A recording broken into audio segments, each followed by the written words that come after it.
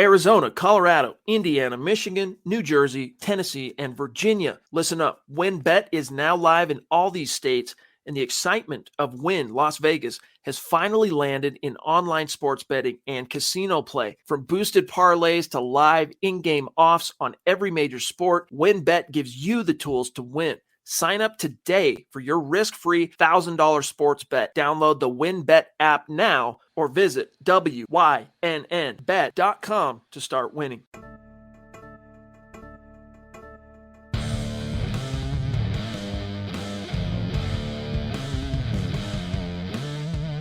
You're listening to Mile High Insiders with Nick Kendall and Luke Patterson. Head on over to milehighhuddle.com for all things Broncos.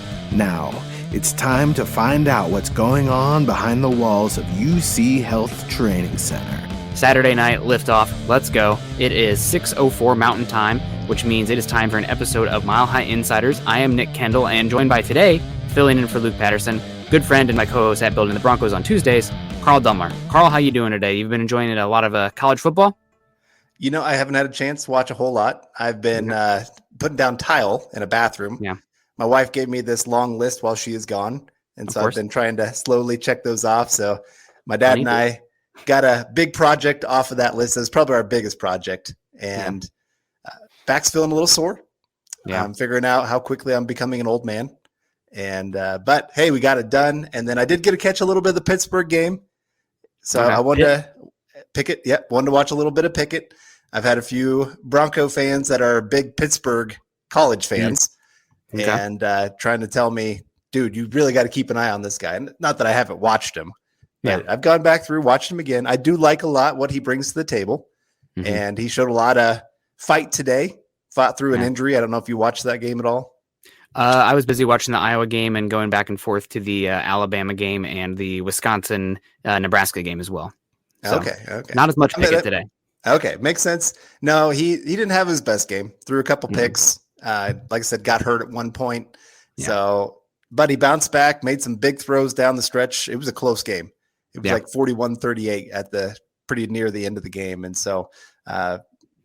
Armstrong's pretty fun too. Over on Virginia, I think he has a little bit of a looping release, but he's been putting up video game numbers this year. Lefty, but he's. I mean, 56 attempts today? It's crazy. Yeah, it was pretty. Yeah, it was a crazy game watching those two quarterbacks go back and forth. Those are fun ones when you get to see that kind of level of quarterback play. Something us Bronco fans don't get to know very often, at least not for the last few years. I guess we've had John Elway, we've had Peyton Manning. We've been a little spoiled. Yeah, maybe that's it. We're just so used to greatness, it really bothers us to see anything else. And if you put like Teddy Bridgewater versus Drew Lock on the college field, they would look pretty good because they are NFL players, right? Like there's a big difference. Like a lot of college teams do not have that. Listen up, Broncos country. TickPick should be your first choice to buy football tickets because they save fans money by never charging any service fees ever. TickPick is the exclusive ticketing partner for the Huddle Up podcast and the Blue Wire Network. Denver Broncos football is finally back, and there's no need to exhaust yourself searching all over the internet to find Broncos tickets anymore. Because TickPick, that's TickPick, is the original no-fee ticket site and the only one you'll ever need as your go-to for all NFL tickets. TickPick got rid of all those awful service fees that the other ticket sites charge, which lets them guarantee the best prices on all of their NFL tickets. Don't believe it? If you can find better prices for the same seats on another ticket site, TickPick will give you 110% of the difference in the purchase price. That's right, guys. When we were searching for tickets for the MHH meet and greet for Week 3 at home, Broncos versus Jets, TickPick had us locked down. So visit tickpick.com/huddle today and use the promo code HUDDLE to save $10 on your first order of Broncos tickets. That's tickpick.com/huddle. Use promo. And let's say hello to everybody in the chat coming in right now. Scott is not here behind the scenes, so I'm going to do my best to help with the conversation and pick the comments in the chat and everything like that. But I'm going to count on you guys in the chat as well to help us out. Cobra Commander coming in saying Sutton's future is in jeopardy as long as Teddy is the quarterback. Yeah, you know what? If you are, let's spin this real quick. If Teddy's the quarterback and let's say he comes next year and you don't pay him that much, let's say he's just mediocre down the stretch and he's making $10 million a year on a 2-year contract where you can just get out of it, the second year essentially. Maybe that speaks more towards keeping Sutton, because if you're going out there and paying somebody a huge contract, that puts Sutton's future in jeopardy. I know this is tongue in cheek and a shot at Teddy, but I think there is something to be said about being able to retain Sutton if you're not paying the quarterback position too much. Yeah, Broncos are going to have to figure out a few things of how they want to spend their money. You want to keep it balanced across the entire roster. You don't want to get one position too high. The last few years, unfortunately, the Broncos have been really high on the defense when you're looking at contracts. And I think they've been top 3, top 5 on spending on the defense compared to then offense. They've hardly spent anything. And so, you got to find some balance. And I think they really do want Sutton back. I think a lot of people after Tim Patrick was signed were like, "Oh, throw up your hands. Sutton's gone." Yeah. I don't really think that's the case. I really think they, at worst, I think they give him the franchise tag. And because he's attractive to a lot of quarterbacks. And if you go, we're going to talk about this throughout the show, but if you go get a rookie quarterback, you like to have weapons around them that make their job a lot easier. Even if you bring in a veteran, you like to make their job easier. Courtland Sutton makes a lot of people's jobs easier, and he'll be another year removed from the ACL. And so there's just a lot of things to like there. So just like I said, I'm very interested to see how George Paton handles this whole free agency and, this much money to spend. How's he going to do it? Is he going to do in-house guys? Is he going to go look in the free agent market, trades? What's he going to do here? Yeah, no, that's a great point. And you talked about Sutton with the franchise tag. I think they'll try to come up with a negotiation for Sutton. They're not going to be as, aggressive with their offer, I would assume. Now because you're already paying Tim Patrick this much, so you might not be willing to cave in so much for Sutton. But you do have that franchise tag in your back pocket, and we've seen it multiple times with the Broncos that that franchise tag, they will use that to extend the negotiating window, and then they can pay that guy later. I know that was in the Elway era, but that's always something we see that across the NFL. Something else that is interesting for me with Sutton is the different type of tenders you can use on the franchise tag. Now, if they don't come to a deal, there's the exclusive franchise tag, but there's also the non-exclusive franchise tag, which I believe is still an option, given the last CBA that happened. And you might be able to get a first-round pick or something like that for Sutton if somebody signs that tender, the non-exclusive one, and comes back to you and you don't want to match it. So you have some options on that, and that's a good way to go. And we got Rod TV coming in here saying, $5 super. Thank you very much, Rod.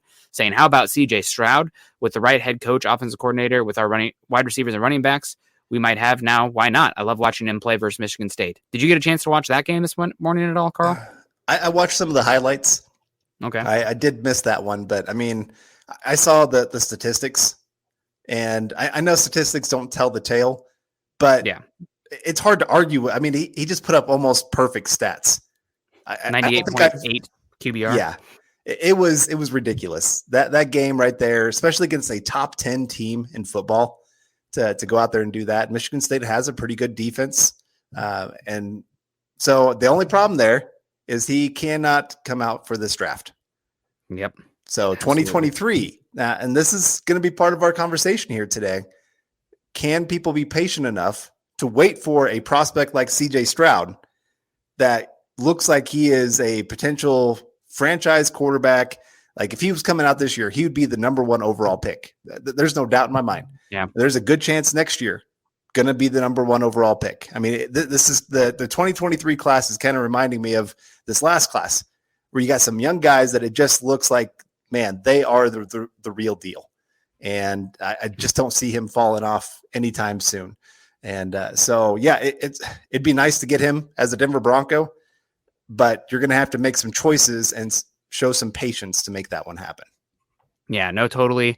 And maybe even some luck. Who knows? We're going to talk a little bit of 2022 quarterbacks today, but it's really hard to talk 2022 quarterbacks when far and away the best 2 quarterbacks that took the field today were Bryce Young at Alabama, throwing for 600 yards. And really, they needed every one of them because Arkansas was carving up that Alabama defense. And then, of course, CJ Stroud, who is incredible. Now, it's hard to separate the quarterback talent from the team around them and the scheme. But, that was an excuse last year for Mac Jones that concerned me as well, right? Guys wide open, no tight window throws, but you're seeing the arm talent and you're seeing the flashes. So you got to look into it. We got Mr. Stu Meat saying, how's it good to see you? We got Dave saying, I need some hope. counting on you fellas. There's always hope, Dave. There's always hope. Maybe it's a fool's hope, quoting Gandalf there, but we got some hope. Greg Smith saying, good evening, Broncos country. Good to see you. James asking, who won the Husker game? Wisconsin won on the last minute. Huskers have lost like 21 possession games in Scott Frost's tenure. So it's pretty incredible to see them do that. DBA's coming in. What's good? You always see a lot of people. EJ's in the house. Nkai's in the house. Mike S is in the house. Jay Kozad's in the house. And I think we have a Superstars coming in here from, I'm trying to do that on my phone at the same time, Carl. So forgive me. I'm here, but I'm trying to follow the Superstars as well. With TP Extended and stars from Shane Daniels. Thank you very much, Shane. With TB Extended, I hope we can keep Sutton on a team-friendly deal as well. I have a feeling if we do keep Courtland Sutton, we are going to go after a quarterback in the draft, and Teddy is gone. What do you think here? And thank you so much for the stars, Shane, getting a chance to hopefully win that jersey. Well, honestly, I think it could be more Teddy stays in that situation because you'd like to have a veteran quarterback, whether they're a backup or the starter. And I think Teddy has reached that point where he's okay if he's the backup. Like, he's not going to sit there and throw a fit of, oh my gosh, how are you starting this rookie over me kind of thing. He's probably actually going to go out there to help the rookie if he can. And so I see that more. I see actually them trading Locke than getting rid of Teddy. I know Locke is cheap, but I just think that there would maybe be some controversy there that they would just rather ignore and just not make a problem here for Broncos country. I know that shouldn't be a part of the decision-making, but it plays into it. And like I said, Teddy's a good veteran. I know obviously the bad play, we won't get into that too much, but it just gives you a lot of options that way. If you bring in a rookie, if you want to play him right away, you can play him right away, but you aren't forced to. Yeah, no, you're totally correct in saying that. We got James coming in too, who is supporting us with stars, saying, hey fellas, love the show. Thank you so much, James. That's really nice. Looks like I got a waterfall there behind you. I can't tell in that picture, but it looks like a hiking photo. So I'm in. Thank you, James. And he says, hoping Sutton is next as far as the contracts go. What do you think Sutton is? If you were George Payton right now, what would you offer Sutton? And you don't think about the massive. I think it's better to think about these contracts as far as average per year. Yeah. So what is Sutton getting? What I would offer him would probably be in the 14 to 15 million a year range. Yeah. Probably what he's looking for is in the 16 to 17 to $18 million range. Yeah. No, you're totally, that's tough because I don't think he's been that kind of receiver this year with the injury. Just too inconsistent. And what does this team want to be, right? You have to have the quarterback that makes it worth it to pay these receivers. And if you're playing this ball control, take the air out of the ball, limit possessions offense, is it worth it to pay every single one of these receivers where you could spend more money on the defense, the offensive line, et cetera, to play that style? Right? Like it's tough. You got to have the quarterback to make those guys worth it. Yeah. Worth it always. Diamond Rattler coming in and saying, damn, D-wham in? I don't know. Either way, thank you so much, Diamond. You're always supporting us, so we appreciate you a lot. Josh is coming into the $5 super saying plenty of cap next year at 80 million. I'll take the Tim Patrick. I was like Tommy Patrick. No, Tim Patrick and Sutton at say 25 combined instead of 21 for a Galladay type. Plus Tim Patrick is gone when Judy's payday comes up. Yeah, that's a big thing too. Also, Tim Patrick's contract goes until he turns, I believe, 31 years old. So, I mean, I think he's the style where he can play good football for a while, even though he's going to be 31. But you're paying him average APY of about 10 million a year for probably his best years. So I think you have a really good floor doing that. And now I feel much better about this receiver room heading into this year because you have Judy, you have Patrick. You probably have to find somebody else if Sutton walks still because I don't trust Hamler's knee to be fully healed by next year. But you have a pretty good floor to work with at that receiver room. What do you think about Kendall Hinton?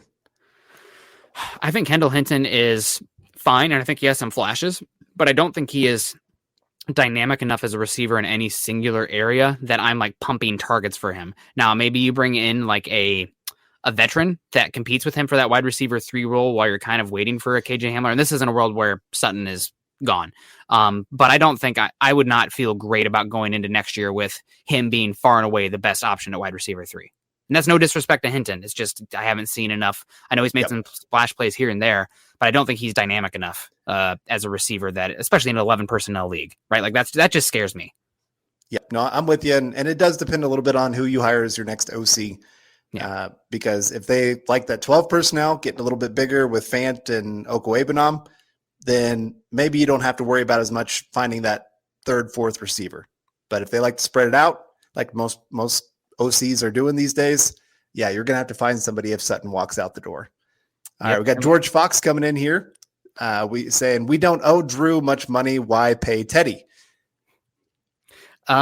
Because if the team doesn't think that Drew Lock is a very good quarterback, which they, their actions seem to say that, given the chances they've had to play Drew and they haven't turned to him, then I don't know why they would turn to Drew. I think it's more likely that you see Drew playing somewhere else next year, right now, than seeing them let Teddy walk and leaning into Drew. I think if you do lean into Drew, it's like he's battling with somebody else or like a mid-round rookie pick, with whatever guy's the starter. I just don't think they're going to put themselves in a position where like Drew is a viable option where we stand right now. Like things can happen. Let's say Teddy gets hurt and Drew goes out there and balls.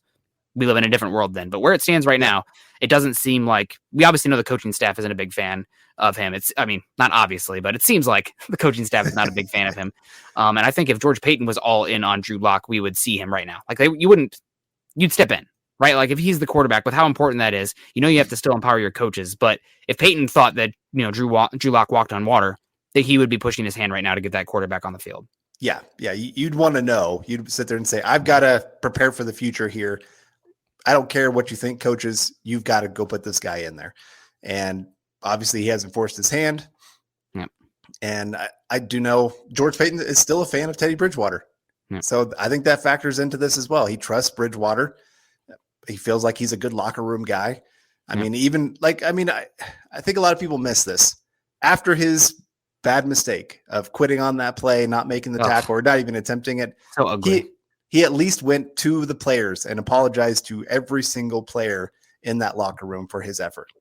Like that takes something. Like, do you ever picture Jay Cutler doing that after a mistake? No, but Jay Cutler had got a lot of attempts to tackle right in his career. So he can point to some good highlights given how much he was turning it over to the other team and having to make a tackle. Also, Jay Cutler played both ways in Santa Claus, Indiana. I think they always talked about that in the game. So he was a good safety as well, I think, back in high school.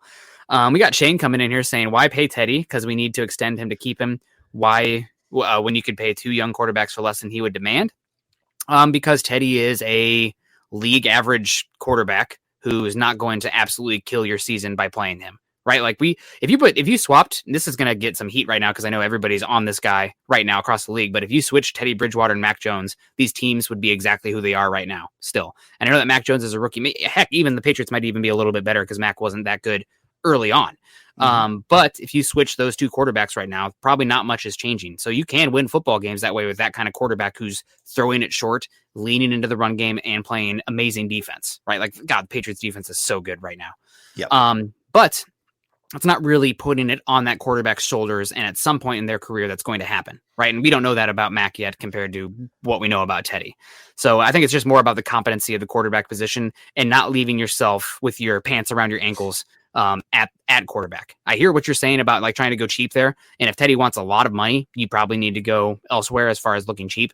But you don't want to go out there next year with like Drew Lock versus Jeff Driscoll, right? Like you're done at that point. Like might as well, you're punting the season, trade everything you can and go for the first pick because your quarterback position would be that bad.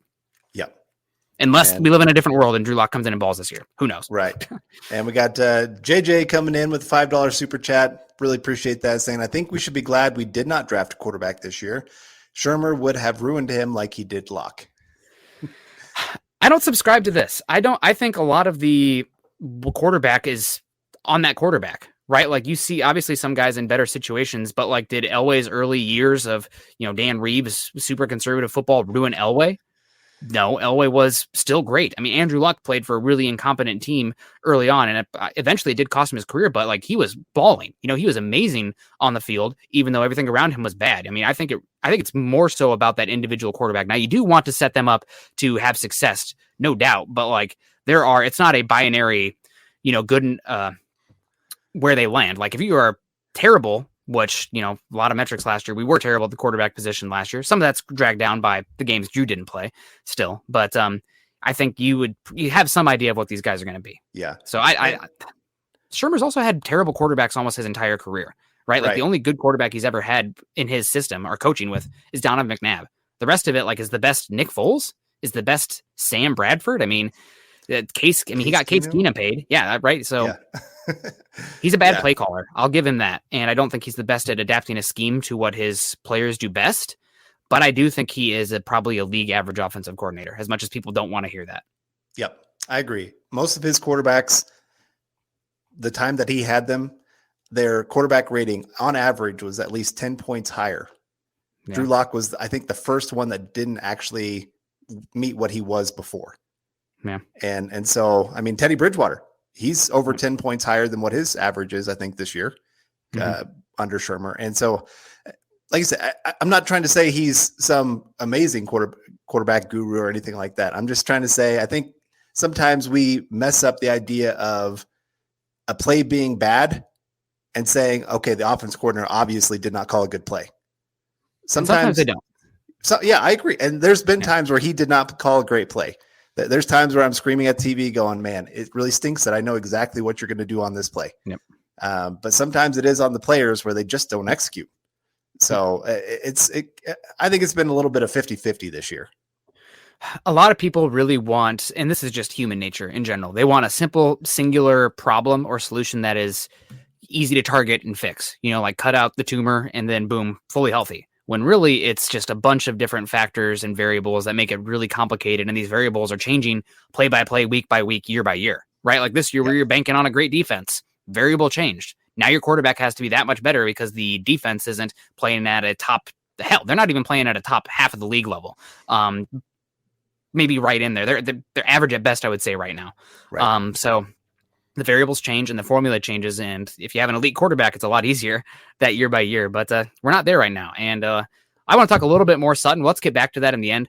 I want to hear your 2022 quarterbacks right now. And like I said earlier, it's pretty tough right now. I have my quarterback one.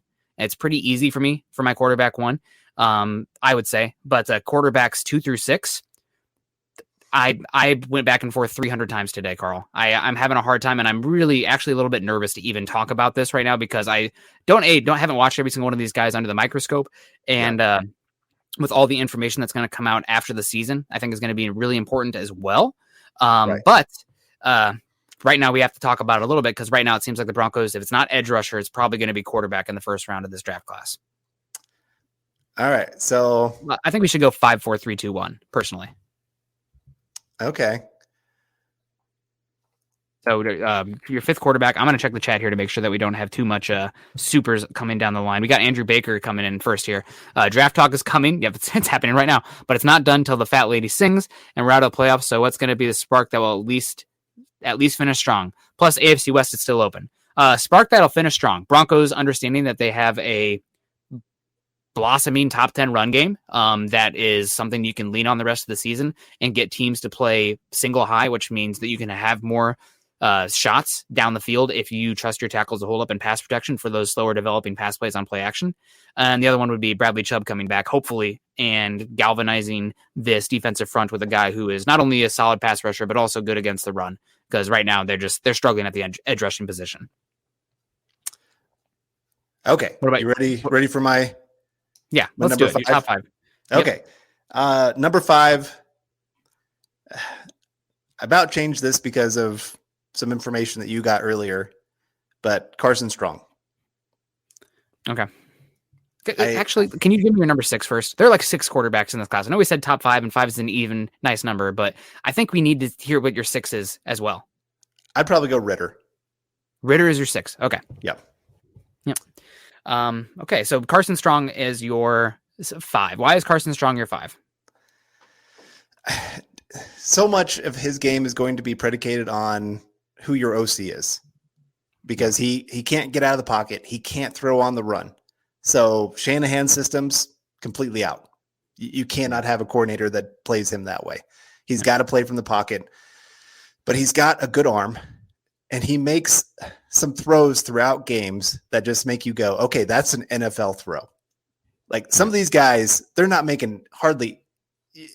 You could maybe have like 2 minutes of highlights that would actually be NFL throws.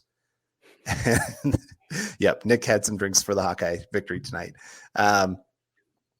Carson Strong has a few more NFL throws because he's asked to do a few more NFL things compared to a lot of these other guys.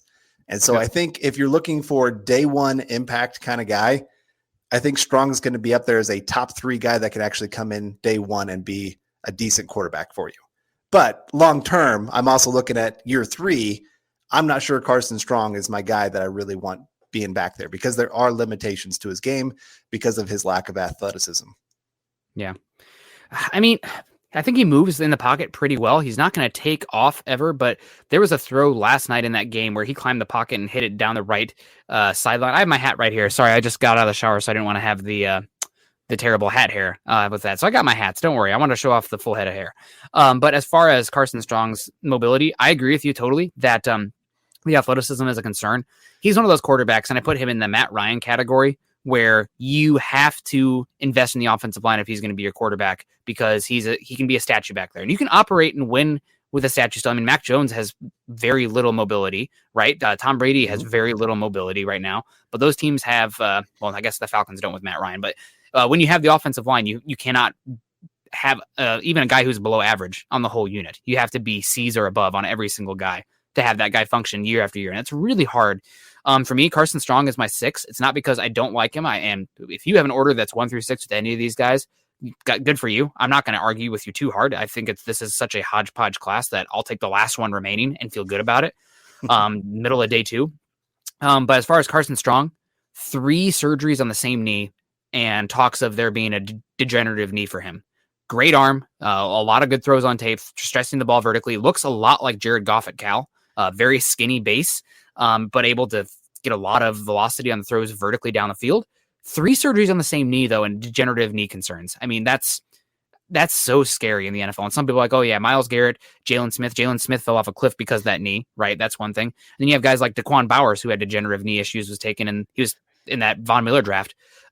People thought he had a chance to be the first overall pick. He fell to the second round and didn't do squat in the NFL because his knee just fell apart in the league. So the fact that he's had 3 injuries, and also the fact Carson's knee has also reportedly had caused him issues for the weight room. I don't know if you've noticed for the senior, he has absolutely no mass in his base because he can't get in the weight room because his knee is such an issue. So I love a lot of what Carson puts on tape.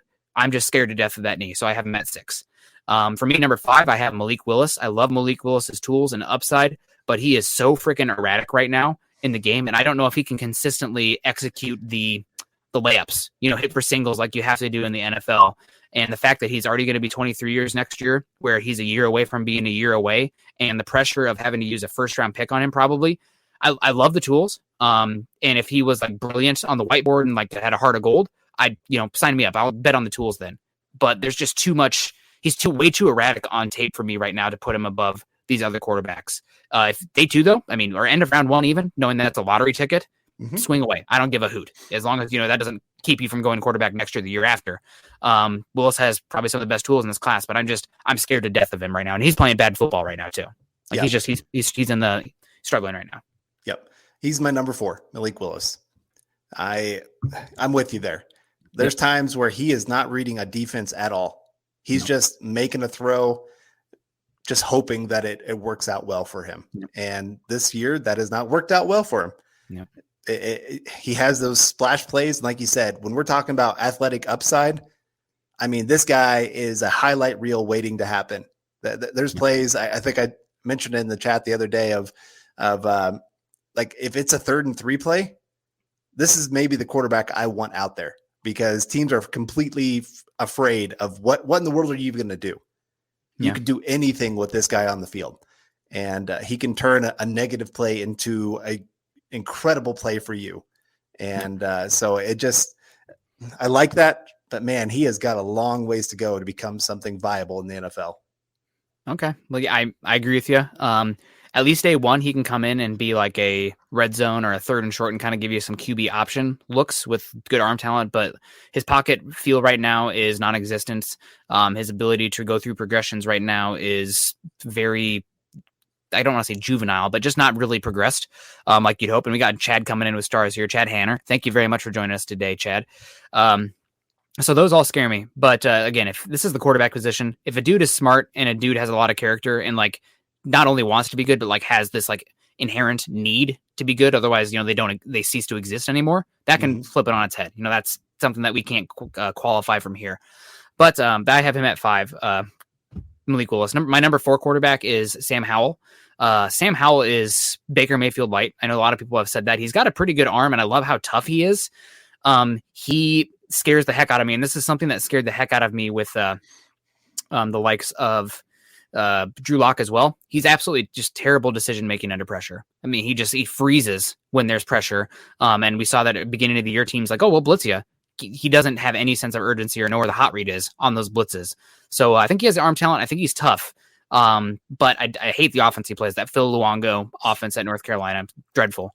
And I think that he's one that I like the arm talent. I love him on his rookie contract as well. I think you're pretty limited with him long term. So I have Howell at 4 right now. Okay, well, he's my number 3. There you go. I love the fight of the kid. I mean, there's been games where North Carolina did not, talent-wise, they didn't line up with the team across from them. And yet Howell kept them in a lot of those games, making just ridiculous plays, especially with his legs this year. I mean, I know that's not all going to completely transfer to the NFL because, I mean, he's not like he runs and you're going, this guy doesn't look very athletic, but then he still runs over people. And I don't want my quarterback running over people like that in the NFL. Yeah. I just, that's not going to last long term. I mean, look at Cam Newton going from MVP to struggling to be on an NFL team. But I like the fight of the kid. I feel like he's going to work his tail off to be great. And I like that he has had to adjust his game this year because all of his talented weapons went to the NFL, and yet he's still going out there keeping his team in games. So I like that about him, but you're right. Decision-making, when he is under pressure, he still feels like he has to make a play. Yeah. And he doesn't understand there's times where the best play you can make is just throw it away. Don't take the big hit and take the huge sack that gets you in 3rd and 20, and don't throw it where they're going to all of a sudden pick it off because you threw it into triple coverage because you're under pressure. That scares me too. I agree. But like I said, I just love the fight of the kid. I feel like he can still work to be a good quarterback in the NFL. Yeah, I agree with you. We got Miguel coming in saying, "Sup, fellas? Just jumped in, but want to say congrats to Timmy Patrick." Yeah, we'll circle back around to Timmy Patrick here at the end. Colin also coming in saying it's November and we're talking about the draft. A lot of good that does us. Look at how little we've gotten out of our recent first-round picks, except Surtain.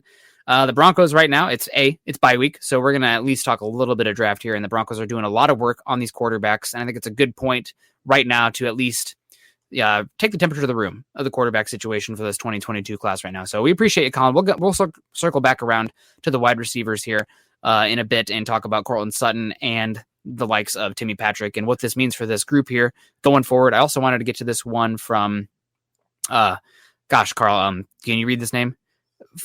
Fueviali? We're so sorry that we butchered that. FET. FET, thank you so much for joining us today on Facebook. You have to let us know in the comments how we phonetically pronounce your name, because if you're going to leave a comment, we want to get to you, but I don't want to butcher this any more than I already did. He comes in and says, maybe the Broncos need a quarterback like Mariota. It's a good fit with our team. In my opinion, change the whole coaching staff, and we need a coach that stands his ground and has strong attitude to let the players know why the Broncos paid them. Well, first off, thank you for joining us today. As far as firing the whole coaching staff, I don't know about that. I mean, you got Zach Azzani, who you like a lot. You got Mike Munchak, who you like a lot. You got, I think Red Herring is still there, who you like a lot. Mm-hmm. You got Bill Kolar, who has been here over multiple staffs as well. So I don't think you need to fire the whole coaching staff, but I think head coaches probably coming to a terminal point here, and that means the defensive coordinator and the offensive coordinator and the quarterback coaches as well. But there are guys here that are worth keeping around. Curtis Modkins, another one that comes to mind. The running back coach has done great here with the running back. So I don't think you need to clean house. And I don't think it's that drastic. Right. Yeah, no, I think it would be detrimental to the team, honestly, because like you said, there are some guys that are well respected around the league that would be snapped up like that. Like, I think Tim Patrick was talking about Azzani being one of the big reasons that he is the wide receiver that he is, going from undrafted to now paid as a top 30 wide receiver in football now. And that happens from good coaching being a part of that. Yeah. I mean, the player has to put in the work, but it also requires some coaching to do it. So I really do. I agree. There's some great coaches here that I think do well with their position groups, and the next staff would do well to keep them around. Yeah. No, I agree with you completely. Thank you for the comment. Back to the quarterbacks here. My number 3 quarterback is Desmond Ritter. I've been back and forth on this one, but he's been on a heater lately. He fits the Bill Parcells quarterback requirements, right? Also, that's another one where he's had a lot of experience. He's seen pretty much all walks. He's had plenty of games put on his back. And while his accuracy, his touch, his precision can be hit or miss, he can stress the defense vertically. And I'm really feeling a certain way after watching the Eagles just bully the absolute crap out of the Broncos this last week in the trenches. I think you can do a Jalen Hurts game plan with Desmond Ritter to great success early in his career because he's a decent athlete. He's got a pretty good arm. I think you can clean up some of the mechanics as well to get some accuracy from him. And I think he goes pretty well through his progressions. I don't want to throw out the Dak Prescott talk about going through progressions and being an athlete and working through tightening some of that accuracy stuff, that kind of comparison for him. But I think he's being slept on right now from the general media. He was a little bit hit or miss early on and just being a caretaker for that Cincinnati team, but he's been playing good football recently. He's going to have some hits or misses like Jalen Hurts is too, but rookie contract, the athleticism, what he can automatically do for you in the red zone and on 3rd and short. I think he's somebody that we need to be talking more about than we are right now. Okay. That's just me. I know you had him at 6. I'm not going to fight you. And I'll be honest, I have not watched his last few games here where he's been playing much better. I watched earlier where he was having his struggles. Accuracy was a problem, ball placement, all those kind of things. And so that's what's in my mind when I'm thinking of him. Maybe when I go back and watch some of these games, maybe he moves up my list because like I said, we get more information each week on these guys. And so, I know some people will come back and say, oh my gosh, you had him as your number 6. He's turned into a great NFL quarterback. And I'll be like, well, did you listen to our other shows when maybe I moved him up my list? And maybe I'll be wrong about the guy too. We'll have to see on some of that because I've been wrong on some guys. Jeff saying, Nick, I agree with you about coaching. Now, thank you very much, Jeff. We appreciate you for the $5 super there. And we got CC coming in saying Ritter is someone I want as a developmental guy, if that's the route you want to go. We had another comment about Ritter up here. Everyone. Oh, here we go. R. Powell. See, I found you, R. There, don't worry about it. Ritter stays poised in the pocket. Good runner, good arm. Read defense is very good. And he puts the team first before him. I know that I got eye rolling here from Mel Kiper comparing Ritter to Josh Allen, but I mean the shotgun pistol quarterback read option kind of looks there, and you can expand the playbook with him as you go on, and I think you can really get a lot of him early on from that kind of offense, and that paired with a good defense and a good ground game as well. I mean, you playing the read option where your options at the edge are you either have Desmond Ritter coming off one side who ran a 40-yard touchdown today, or Javonte Williams the other way or up the middle. I mean, that really puts your linebackers at stress, and there's just not enough good linebackers right now to handle that, and defenses are getting smaller and lighter up front. I don't know. If you're talking about like taking a swing on a guy, I think Ritter has a very, very, very high floor, right? It doesn't mean he has to be the guy, but I'm more interested in him the more I think about it, the more I go through his tape, than seems to be the general consensus right now. That's just where I'm sitting out again. I really like what the Eagles are doing with Hurts, and I think that's replicable with Ritter. And you can get him maybe very end of the first round or second round. So I don't know. And Powell, I'll go watch that SMU game from today. That was today. He missed some throws, but he had some really good throws as well. And he just doesn't make many mistakes. Like if you're gonna miss it where an area where you're not throwing at the other team, right? And that I feel like Ritter does that pretty often. So let's keep it going here. Did you say your number 3 already? I don't think you did. Yeah. I said Howell. Howell is your number 3? Yeah. I bet you we have the same number 2 and number 1 then. Number 2, Kenny Pickett. His games this year have just been too good as far as what he's able to do. Now, I know before this year, he wasn't that consistent with his accuracy and placement. I did see that he had the biggest change in football in 2020 from his actual completion percentage versus his expected completion percentage, because Pittsburgh was dropping the football that much. Like his completion percentage last year was like 59 and his expected completion percentage was like 74. Talk about a night and day difference. So that's a pretty big just dropping it like crazy. I do really like that wide receiver Addison they have there, but that's a talk for later. Pickett's really good. He reminds me a lot of Kirk Cousins, which that might get an eye roll for some people, but Kirk Cousins on a rookie contract, okay, sign me up. A little bit older, which concerns me because of how quarterbacks jump based on their age in the league and in college. And also the 8.25 inch hands. If it really is 8.25 inch hands and you're worried about long-term playing late in the season, bigger football in the NFL compared to college, that does scare the heck out of me. But right now I think the tape is too good to not consider him. So I'm leaning with Pickett at my quarterback too. Yeah, I went back last night and watched him a little bit more again. And you're right.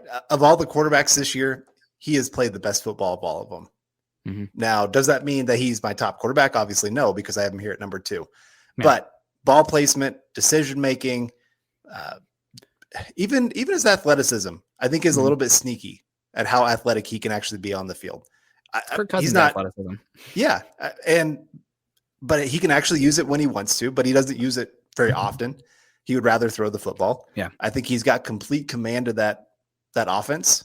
Now, sometimes that makes me a little nervous. Okay, they've been in the same system for the last 3 years. How are they going to adjust to all of a sudden to this new scheme in the NFL? It's probably going to take him a little bit of time. But he seems very smart, very determined to be a great quarterback. I love that he contacted some people, like he contacted Peyton Manning in the offseason and said, hey, what do you think I should be doing? Should I go to the NFL? Should I stay here? And so he's done well to make a lot of good decisions in his career. And so I would love to see him as a Denver Bronco. I really would. I think he'd fit well, especially if you're going to be a passing offense. Okay, if you're going to be a passing offense, if you're going to pay Courtland Sutton and have Tim Patrick and Jerry Jeudy and KJ Hamler, which of these quarterbacks do you trust to actually get the most out of them? I would argue Kenny Pickett is the guy that would probably get the most out of them as a passer. Maybe. I'm having as far as it depends on if you want to lean into the running game or if you want to lean into the pass catchers, right? Like I don't think Pickett, and it's again, if he has 8.25 inch hands, those would probably be the almost the smallest hands ever recorded for an NFL quarterback. I don't remember what Joe Burrow is, but Drew Lock at 9-inch hands was at the 9th percentile of quarterbacks ever measured, which that's not good, folks. Small hands, that's not baby hands, Drew Lock, but small hands, Drew Lock. But 8.25, I mean, that's significantly smaller. And I'm a little bit concerned in that game last week, North Carolina versus Pittsburgh, when it started to rain, Pickett's play fell off and his accuracy fell off. And that's something to worry about.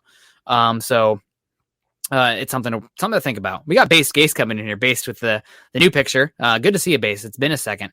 Would resigning Patrick, Sutton, Chubb, and a few others leave enough for us to afford Russ Wilson or Rodgers?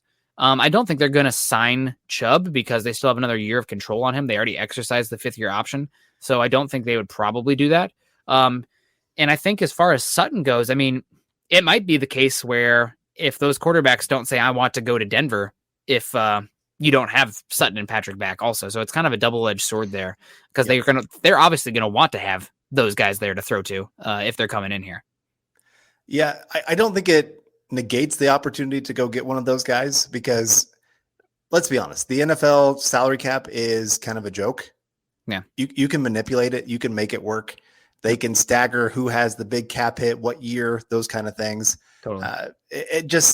They could make it work if they really want to.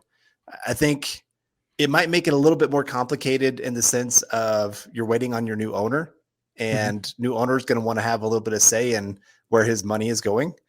And so maybe it's better that you make that decision before a new owner gets in here, so then they have no say in the situation. But I mean, you're going to have to, I guess, in that sense of trading for one of them. But I really don't think it negates it. I think it helps. Like you said, it's a double-edged sword because then you're not going to be able to pay at other positions. You maybe can't pay the linebackers to stay around or find another linebacker. You're going to have to go thin at a couple other positions. Maybe cornerback, you can't go and look at free agency like you did this last offseason. And so then you're going to have to figure out some different ways to help in that. And especially if you're trading for one of those guys, you probably don't have your 1st-round pick, probably don't have your 2nd-round pick, or at least one of them. And so then you're having to figure out some things as you go to fill out the rest of the roster. Yeah, it's tough. It'll be tough. But the thing about, and we're seeing it right now with the Broncos, like, would you trade that Peyton Manning 4-year window for the world, right? Or just to be mediocre for a few seasons? No, right? And it's already been 6 years since we had one, but like, there's no guarantees that you can have a 20-year-long window like the Patriots or like draft as consistently great as the Steelers or the Ravens, right? If you can bring in Russell Wilson or Aaron Rodgers, I think you go for it and just lean all into that window because there's no guarantee you ever even get in a window. So if you can get those guys and automatically guarantee a window, go for it. Zebulon coming in here. Hope you're doing well, Zeb. What position could be a surprise pick in round one? For me, this one's going to be cornerback. Cornerback seems like an option for the Broncos early. It really depends on what happens if they do bring in a new coaching staff. But cornerback is one where you're going to be losing Fuller. You're probably going to be losing Callahan, and Darby is going to be essentially in the last year of his deal next season. You could keep him another year after that, but the way his contract sets up, you have a lot of flexibility to move on after 2022. And in the AFC West, with the likes of Derek Carr, Justin Herbert, Patrick Mahomes, you need cornerback after cornerback after cornerback. I mean, you really do. Otherwise, you're going to be in trouble because these are teams that, I mean, the Chiefs essentially run 10 personnel consistently with Kelsey out there. So you have to be able to have guys that can cover in space. And that means another premium investment in the cornerback position, even though it will cause some eye rolls, no doubt about that. I don't think it's a bad way to go. And it could be a surprise, but I think it's somewhere you have to at least consider in this class. And look at our GM. He's coming from a team where they use premium picks on the cornerback position, draft after draft after draft. Yep. So I'm sure he's looking at that group right now. There's some decent cornerbacks here in the first round that maybe if the Broncos are picking in the middle of the first round and your offensive tackles are gone, the quarterback you want is gone, the edge guys are gone that you really like, cornerback is one of those spots. I think linebacker is another one. There's a couple really good linebackers that are going to be in this draft. There you go. Utah versus Oregon right now. Utah has a very good cornerback. I'm sure that's where Chad is right now. But cornerback for me makes the most sense there. Yep. Maybe linebacker, maybe defensive tackle also. You got two guys at Georgia that might make some sense there. But those are the ones that make sense. David coming and saying, no longer want Rodgers on the Broncos. Yeah, that's your prerogative, David. I don't want to get too far down any rabbit holes here, but I mean, if I can put up with some other stuff from some of the quarterbacks, it's whatever. I'll try to separate as much as I can, and hopefully we get some good football here. It's not like he's out there driving 120 miles an hour drunk or something. So, anyway, top two quarterbacks here for me. My number two is Pickett. Oh, we had talked about that. Yep, Pickett, solid. Would you be okay? Let's say the Broncos are picking 12 overall. Are you okay with taking Pickett there? No. That's too early for Pickett. Are you okay? Are you okay with our number one guy there? And let's lean into that. Matt Corral, probably our number one quarterback. I like Matt Corral a lot. He's very tough. I wish he was a little bit bigger, a little bit thicker, but he's not. But he's tough as nails. He's a twitchy player as well. It's not about like the open field speed for these quarterbacks. It's about the twitch. You have to be able to make sudden movements in the pocket, out of the pocket, use that athleticism to extend the pass game and also get yourself out of bad situations. So you don't have to be running the best 40 in the world, but you need to be twitchy in the pocket. And I think Corral has that a lot. He reminds me a lot. He just looks like a shortstop out there playing quarterback, and that's really aesthetically pleasing. Obviously, that Lane Kiffin offense makes it really simple for him, but I think he has the best combination of tools and what you want also, like between the chest. And I think he's a pretty smart kid too. So Corral's my number one quarterback. I think you probably have to take him in the top 10 if you want to take him this year. I think somebody's going to end up taking him in the top 10. That makes me a little bit scared. I don't want to trade up a lot of resources to go take him. I don't think he's that caliber of quarterback, but he is my quarterback one. Yeah, if we're picking at 12, I'm okay with it. I understand you're taking a risk. You're taking a chance to go get your quarterback. Yep. I say do that as often as you need to. I'd rather do that than what the Broncos have been doing lately of, hey, late first round with Paxton Lynch, second round with Drew Lock, Case Keenum, Joe Flacco, Trevor Siemian, that's not really putting your eggs in the basket. That's not trying to go actually solve the problem. That's saying, well, we'll just throw something out there and maybe it'll work. Yeah. Just the odds of it working are pretty slim. Where, top 12 pick, I can get behind it because, like I said, I think with the right offensive coordinator, especially, you can design something early on to make it work with him, and then as he develops his game to more and more, you really like the skill set that can take this offense to a whole new level and just really stress a defense. I mean, that's the whole thing. You want guys that are going to make the defense have to go, okay, we're playing this guy this week. Patrick Mahomes, Justin Herbert, even Derek Carr, those guys, they stress a defense because it's like, oh my gosh, all right, how are they going to attack us this week? And so Matt Corral does that. That's why he's my number one. Not my favorite number one ever, obviously, but I can be okay with it. Yeah, no, I agree with you. It's not the best class there, but I think Corral, I think he's going to go in the top 10. I just think so. Josh N coming in with $5 saying, our defense confused me. They don't pass the eye test, but they're 4th in points per game allowed and 7th in yards per game allowed. Do the Jets games skew the numbers that badly? The Broncos, a lot of people give Teddy Bridgewater a hard time about playing bad, getting fat on some bad defenses, but the Broncos defense has gotten fat on some terrible offenses. In terms of DVOA this season, right now, I think they're the 24th best DVOA offense or defense in football, which takes into account the opponent's offense. So the Broncos have played some bad offenses and have been lacking in that regard.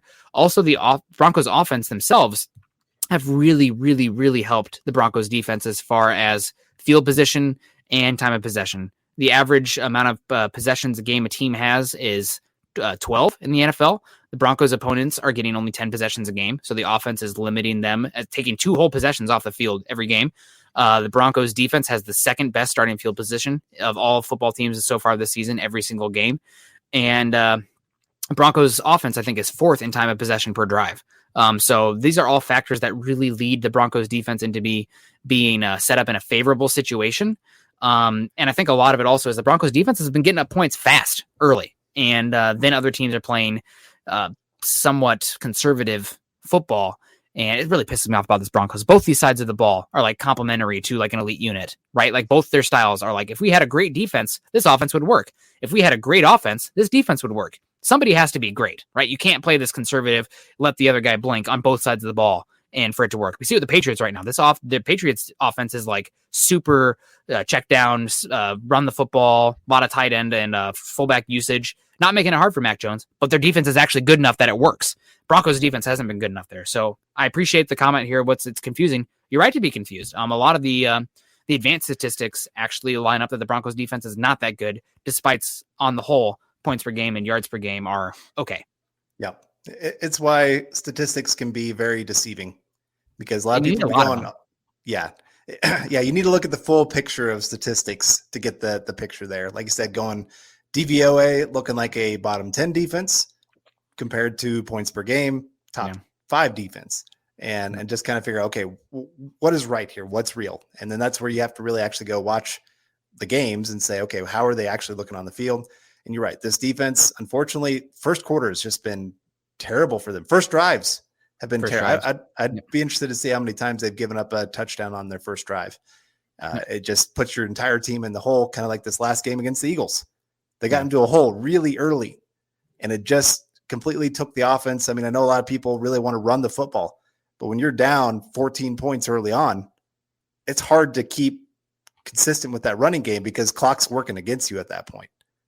Yeah, and you also want to run play action, but you can't run play action that consistently and that effectively if you don't trust your tackles in pass protection because your quarterback is going to be under center. He's going to have his back to the defense and then turn around. And if your tackles are getting beat off the snap, he's going to turn around and get killed. So if you're playing 2 multiple backup tackles, and after that first drive, I think that the Mike Shula and the offense lost all faith in Cam Fleming in any sort of drop back situation there, and that's why you saw these hyper conservative offense, which almost got them back into it because the Broncos are running the ball that effectively. But it is what it is. Travis coming in saying a little late. That's okay, Travis. Can't believe you're here at all. Utah's on against a huge game. 24 versus number 3, I think. We'll have to rewatch because I really want to know what the Patrick re-signed to an extension, what this means for Sutton. Hope you guys have a great show. And Utah's up 14-0 on Oregon. That's good. Ooh, there you go. I have money on Utah. Like, I can't say it too loud. But I had Utah covering the money line on this one. So that's great. Good for me. And I thought Oregon was a little bit of a fraud. I mean, the best 3 teams in football right now are Ohio State, Alabama, and Georgia, obviously. And the 4th one is just a fill in. I don't care. Just let it be Cincinnati. Give Cincinnati a participation trophy there.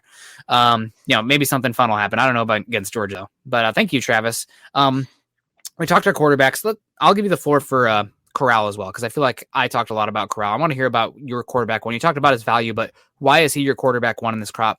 And where would he rank compared to last year's crop?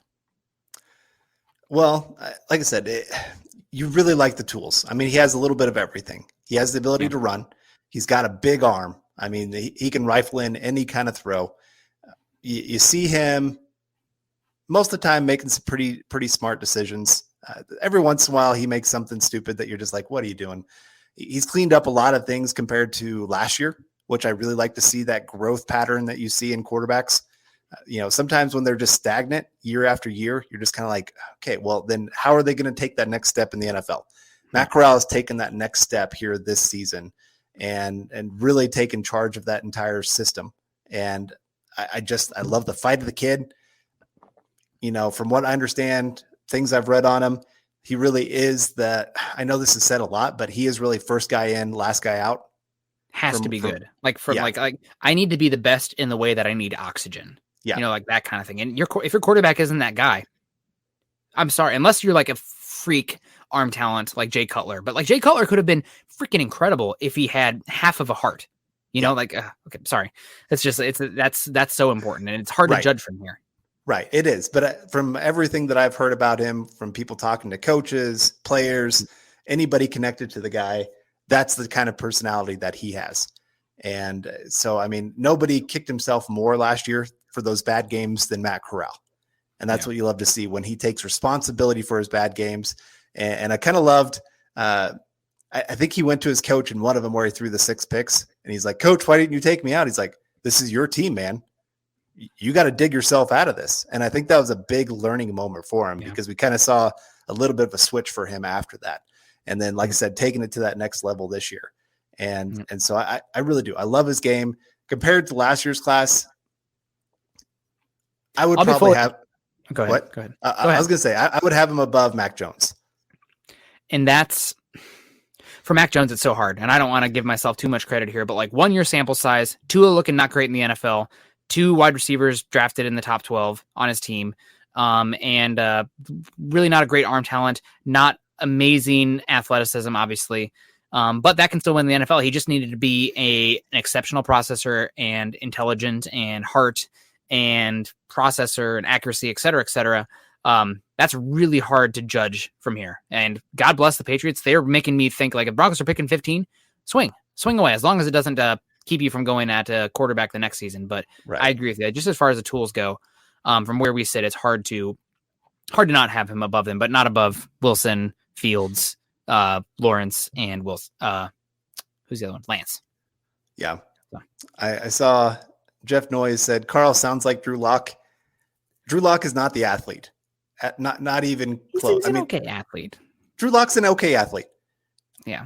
Matt Corral can actually go take over a game with his legs if he needs to. He's had a couple games this year where his arm was not looking the best.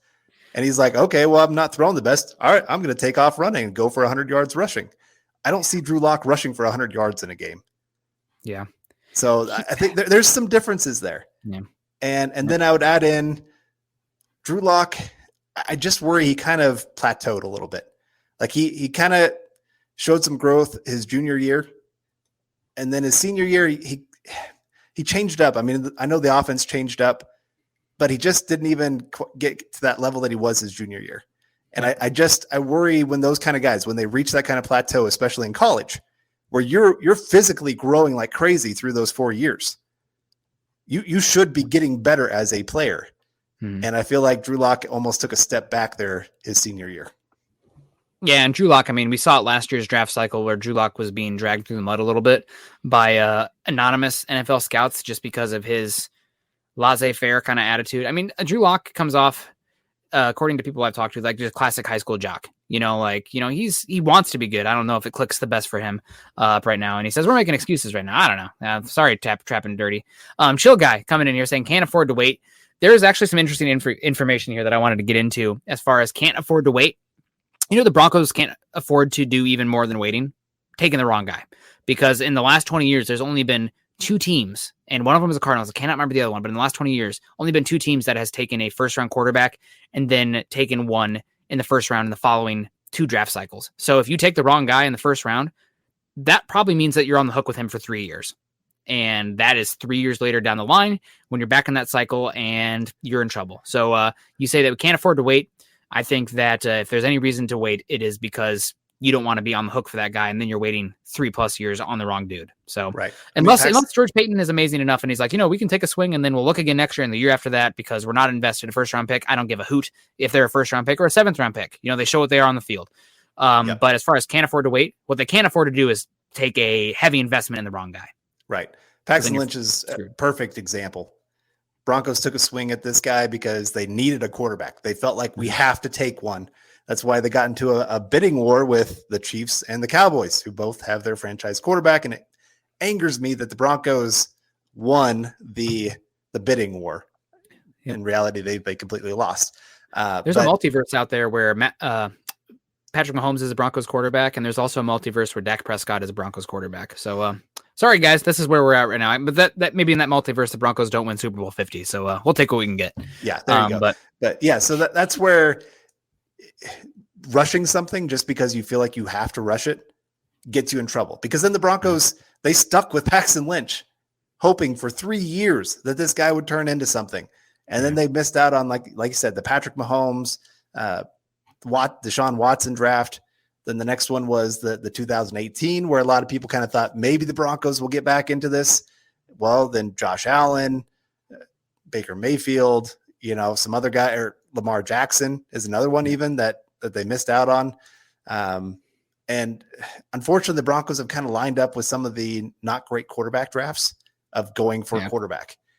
And that is some of the concern with this one too.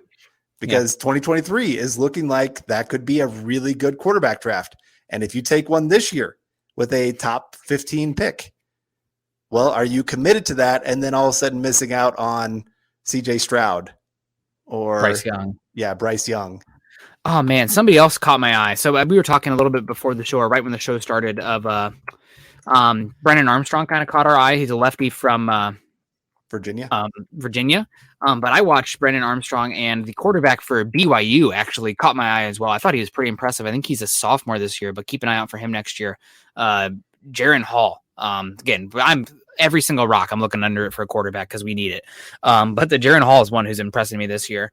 So we have our top 5. I just want to throw out 2 more names here because I'm very much of a throw assets and resources at the quarterback position until you hit.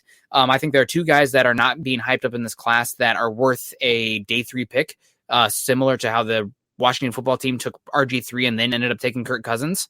I think Caleb Ellerbe at Western Michigan, very talented. I like him a lot. He has tools. He can throw the ball vertically. He's a big athlete as well. And then Hendon Hooker for Tennessee. I know the tools are the accuracy. He tends to overthrow guys a lot right now. The ball tends to sail on him, but he's an amazing athlete. He's got a whip, and I think you can work on those mechanics. And we're talking round 4, round 5 here, right? Like it's not like a huge investment, but I think those are the type of guys that I would bet on. I know some people like Jake Haener. I know some people like Zappy at Western Kentucky. Those guys just look like good college quarterbacks to me. They don't have the arm talent to hit those windows in the NFL, but I do think that Ellerbe and Hendon Hooker have the arm talent and the athleticism and the frame to be NFL guys. So just some names for you guys to look at. We're already at an hour, but we need to talk just a little bit more. Courtland Sutton, Tim Patrick, if that's okay with you, Carl. Yeah. So Courtland Sutton, I guess the main question here from you, is he going to be back next year? Is Courtland Sutton still at Bronco in 2022? Yes. Okay. By what means? I'm afraid it's probably going to be on the franchise tag. I think the Broncos are going to come in a little bit low. George Paton has done really well. So, I mean, this is kind of me having to adjust to George Paton GM compared to Elway GM. Mm-hmm. Elway lowballed guys left and right. That was just Elway. Yeah. And there's sometimes where I think he realized like he was going to lowball him so much, he wouldn't even offer them a contract because he's like, there's no way we're going to get close to what you want. So maybe this is the George Paton era where they're willing to go ahead and offer a fair market deal kind of thing. But right now, I don't think there's much other than paying Courtland Sutton what he thinks he's worth for making Courtland Sutton want to stay in Denver. Like, you don't have great quarterback play. You're got a whole lot up in the air, coaching staff wise, ownership wise. There's a lot of big decisions that are coming down the road here. And does Courtland Sutton want to stay for that? I don't think he takes the hometown discount for that. And I don't blame him for that. I know a lot of people are like, oh, these guys should be committed to the team, those kind of things. These guys have a very short window to make their money. Go make your money for you and your family. Go set yourself up and your family's future for forever. Go do that. That's fine by me. Yep. And I'd love to see Courtland Sutton stay. I'd love to see him here long-term because I think he really, when he is 100% and he has good quarterback play, I think he will quickly prove to be a top 10 wide receiver in football. and you don't want to let that kind of talent walk out the door. So I hope they can get a deal done. Maybe his numbers being down this year helps a little bit to actually not have to pay as much, but at the same time, you're still going to have to pay a premium. Yeah, I'm thinking maybe 15, 16 million a year. What's nice about the Tim Patrick contract is that it lines up pretty squarely with it being done when it's time to potentially pay Jerry Jeudy. So you have some options there, but now maybe you have a little bit of leverage where you don't have to feel like you have to give away to Courtland Sutton because Tim Patrick can come in and be very good. So, you have a little leverage there. You don't have to overpay. I'm hoping Sutton gets the bag in sense for him, but I'm also hoping the Broncos make a wise decision there. I'm not even sure. I think 15 million a year to 16 million a year is a good call for him. Mm-hmm. Maybe that's a little bit that's a lot for the wide receiver position. It sets up nicely to not be paying the quarterback position a lot as well. But you have $80 million against the cap next year. You have some ability to create some more cap moving on from a Glasgow, moving on from there's somebody else whose contract you can get out of. I can't remember. But you have some flexibility there. And also you have a lot of draft picks, which means you can go cheaper in other spots where then you're not, feel like you have to pay for a starting quality player at that position to be competent because you have the draft picks that can fill in there for cheap for 4-5 years. So yeah, it's not a good spot to be because you still have to figure out the quarterback position, but around the quarterback, it's about as good of a position as you could hope to be. The offensive line has to continue to improve, but you got weapons, you got guys who are paid and going to be here for a bit, and you have ascending talent on contracts here for a little bit. So, hopefully they'll figure out the quarterback position. You pretty much have to do that. And then we've said on here 100 times, we love Patrick Surtain. We love, potentially Rashawn Slater or all these other guys there. Your window doesn't open until you have the quarterback, unless you have like an all-time defense and the ball breaks the right way. I mean, that's just the reality of it. So as Rodney says here, why keep swinging until you get one? Why keep swinging until you get one in the first round until you get a quarterback? Who cares? What's the difference? Giving someone 3 number ones but around wah. Well, Rodney, I'm not sure exactly what you're saying there, but I think he's saying that you got to get your quarterback. And then it's, then you have a chance. And Travis coming with the update here. 21-0 Utah over Oregon. Man, that. Pac-12 not looking so great. Yeah. All right, go ahead. And I did want to say, somebody asked earlier, why would Russell Wilson or Aaron Rodgers want to come to Denver? Well, why did Peyton Manning want to come to Denver? It wasn't like they were a world beater team. I mean, they were 8-8 that year. Barely made the playoffs in a very bad division. Yeah, that's a big difference. The division difference. Go ahead. The division helped, yes. Yeah. But, he also looked at, okay, there's some young potential here. You got Von Miller on the defensive side that's looking like he's going to be a star. You got 2 young wide receivers that you really like. You got a tight end at that point in Julius Thomas. I know he still was a good tight end. He was great. We used him up on his rookie contract, and then somebody else paid him, and we got a comp pick. God bless. Thank you. I'll take it. But yeah, there were some things here that made him go, I think this could be something. Yep. And Tom Brady going to Tampa Bay. I think, weren't they an 8-8 team that year or 7-9? They were something like that. Yeah. Okay. So, they weren't even a playoff team the year before Tom Brady goes there. But he looks and says, okay, they got some really good wide receivers. I like a lot of what they have on the offensive line. I think I can make this work. And so I think what the Broncos are looking at, and I think we've talked about it before, the interior offensive line actually playing some of their best football for the Broncos. Right. Yep. The tackles, yes, the tackles were terrible in this last game. But Dalton Reisner looks kind of like he looked his rookie year. It's been kind of nice to see. Lloyd Cushenberry has maybe put his 2 best games together in a row that he's had in his time here in Denver. Quinn Miners looks like a guy, if he can really figure it out, a few things of just the technical side of things, he can turn into a really good right guard for the Broncos. Plus player. And Garrett Bowles will be back. He'll be a plus player for you. I mean, even if it's Massey plus Anderson at right tackle, that's going bargain bin, so to speak, but Massey's already settled down in Denver. I think you could probably get him for a pretty good contract because I don't think he wants to uproot everything there. And Anderson, also, you get a shot there. So maybe it's not plus players, but per dollar, it's not a bad way to go. Right. So I think there's a few things.